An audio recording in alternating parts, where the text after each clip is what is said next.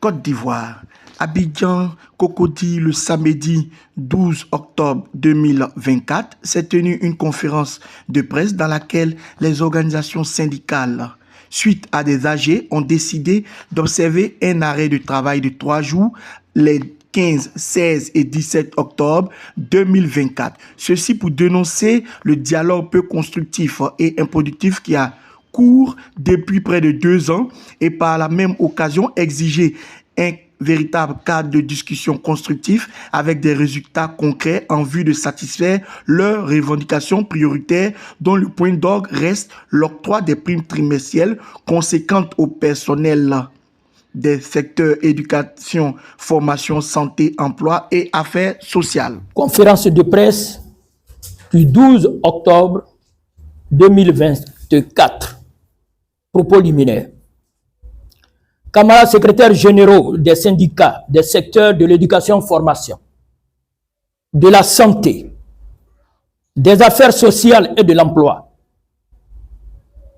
messieurs les journalistes, chers invités, en vos rangs, grades, titres et qualités, je vous remercie pour avoir bien voulu sacrifier une partie de votre précieux temps cet après-midi avec nous.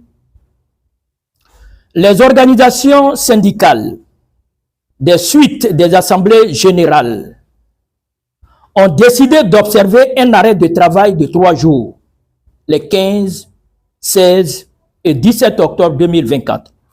Ceci pour dénoncer la parodie de dialogue peu constructif et improductif qui a cours depuis près de 2 ans et par la même occasion exiger un véritable cadre de discussion constructive avec des résultats concrets en vue de satisfaire nos revendications prioritaires dont le point d'orgue reste les primes trimestrielles conséquentes au personnel des secteurs éducation, formation, santé, emploi et affaires sociales.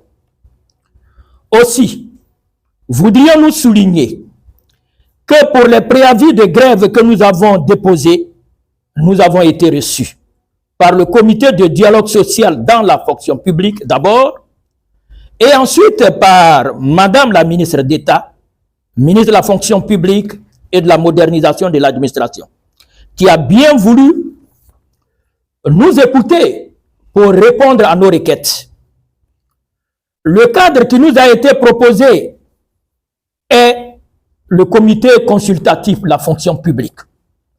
Malheureusement, son objet, avec une densité de sujets à l'ordre du jour et l'absence de chronogramme, ne nous rassure pas sur le traitement diligent de notre revendication. La cérémonie d'installation du comité consultatif de la fonction publique nous a laissé un arrière-goût d'inachevé. Nous étions donc tous désemparés.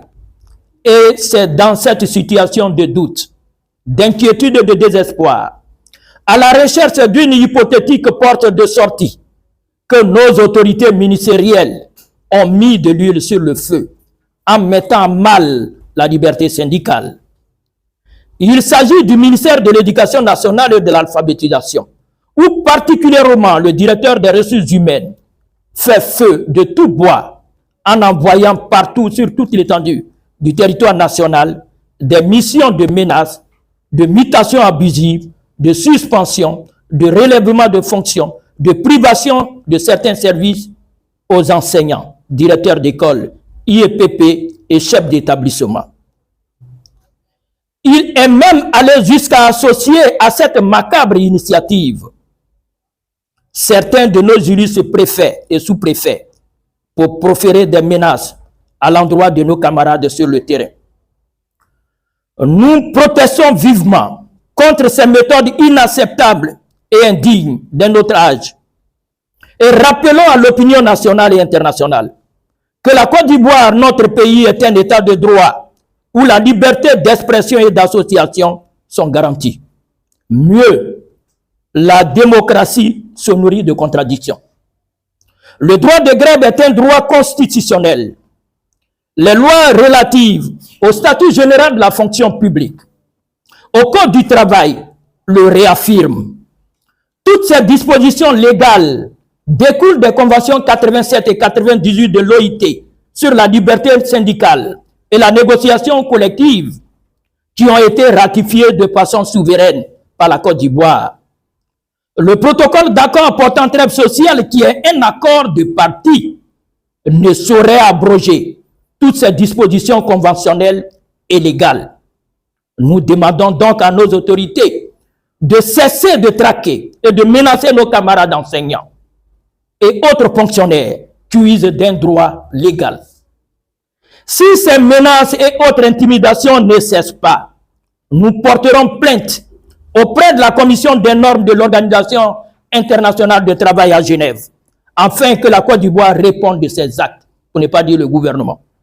Par ailleurs, au titre du protocole d'accord portant trêve sociale, je voudrais rappeler que le gouvernement a été le premier à violer le dit protocole en adoptant de façon unilatérale la réforme des impôts alors que nous étions encore sur la table de discussion, ignorant purement et simplement le fait qu'on devrait privilégier le dialogue. Nous l'avons interpellé, mais aucune suite n'a été donnée à notre requête. Nous demandons donc à nos autorités d'apporter des solutions idoines à nos préoccupations, en mettant de côté les menaces et toutes les formes d'intimidation. Nous voulons de meilleures conditions de vie pour donner la pleine mesure de nos capacités et assurer sereinement le développement de notre pays. À nos camarades des secteurs de l'éducation, formation, santé, emploi et affaires sociales, nous vous invitons à être mobilisés et à observer strictement le mot d'ordre de grève les 15, 16 et 17 octobre 2024 pour réclamer la prime trimestrielle d'incitation. Seule la lutte paye. Je vous remercie.